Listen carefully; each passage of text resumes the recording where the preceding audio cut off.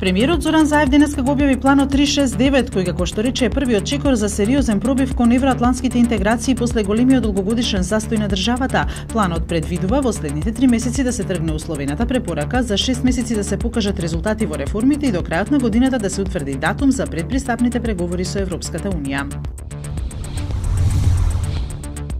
Основното јавно обвинителство за гонење организиран криминал и корупција одлучи случајот Сопот да го достави до специјалното јавно обвинителство. Оваа одлука е донесена од страна на колегиумот на јавни обвинители. За случајот беа обвинети 11 жители на Кумановското село Сопот за убиство на двајца НАТО војници од полскиот контингент и еден македонски цивил кој загина од поставена мина во 2003.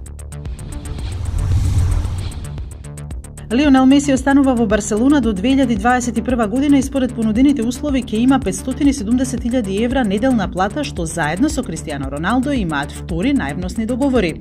Неговиот договор со клубот имаше рок на важност до 2018 и стравува дека можеби ќе нема да дојде до заеднички јазик за задржување на десетката, што ќе представуваше голем удар за овој клуб.